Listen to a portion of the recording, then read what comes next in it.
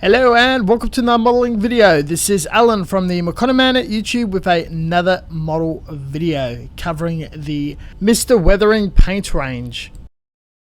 Water soluble, not to be confused with texture paint in 40ml glass jars, retailing around the $15 to $20 mark. Described by the Mr. Hobby website as an incredibly thick paint for recreating stains and three-dimensional effects. The earthy colours can be thinned, which will crack, or glossened up with the wet paste. Much like a modelling paste, it has a wide flexible range of uses. I'm going to be painting this spoon with a thin dry brush coat for various textures and slaver it heavily like a putty for a build-up.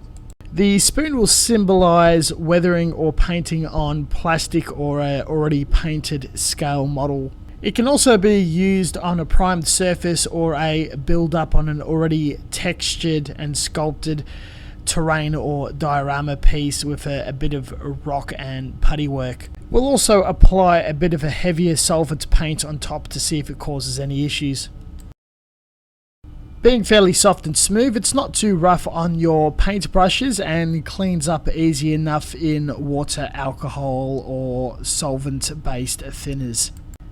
It flushed out and wiped off with a great amount of ease.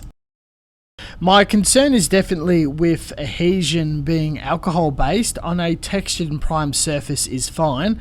A heavy build-up skins on the surface and doesn't fully dry inside. It will flake off, but dry brushed or thin is about as good as the Aquarius range of acrylic paints gets.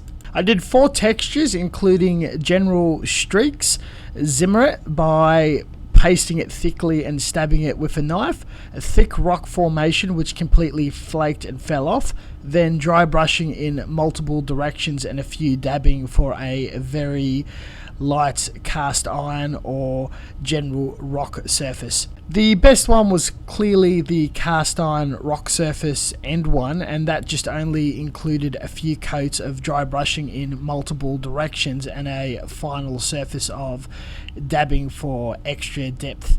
With the diorama, I airbrushed 3 tones of lacquer browns over the paste and added a bit of green flock.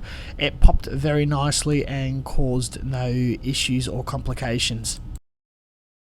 The Wet Clear is a transparent, thick, syrupy liquid. Very high gloss and behaves completely different. It is compatible with the other weathering pastes and can be mixed. I can't see why you can't add it to Aquarius colours to boot, though this has a lot of high potential for many different uses, including clear parts and water effects. First, I want to see its hand painting application by sticking it to some matte black painted spoon. By hand painting it on, it came off initially very streaky.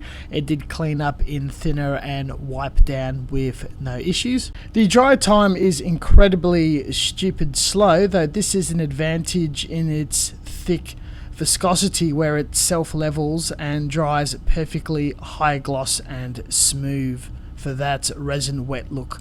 I'm thinking shiny weapons, fogged up clear pieces and little light sources.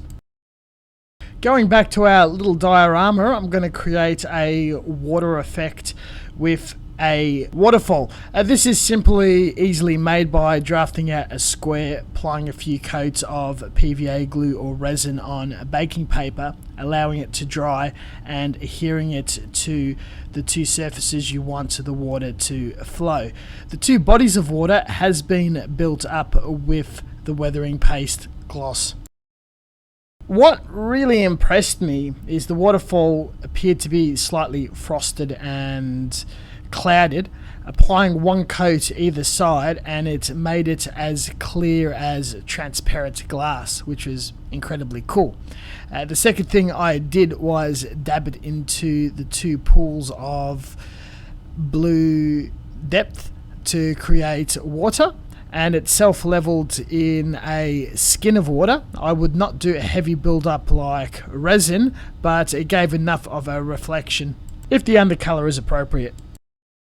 The surface will be tacky for a very long time, and I would not handle it for a few to several days, if not ever, though the appearance and the finish is pretty good. It's the best water effect I've done, which is a element of modeling I've never experimented or played with, especially waterfalls, and with this 3 basic steps it was very easily achieved.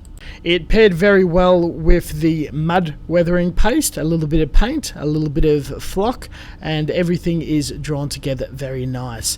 Being acrylic, the wet weathering paste did not react with the lacquer, any other paint, the flock, the PVA glue, or other mediums used, not ruining the model when everything's painted and near complete. I was curious about these products and bought it out of an absolute whim and impulse, though after having a bit of a play, there's an absolute large body of potential and fun that can be had with these 2 products, plus mixing it, being it weathering or just texture and general modeling use, even an undercoat. I'm sure others, including you guys, the viewers, will find other creative and interesting uses. If you wish to share, the comment section is down below. Thank you very much for watching, and as always, until next time, stay tuned for further content, and we'll catch you guys next time. See you later.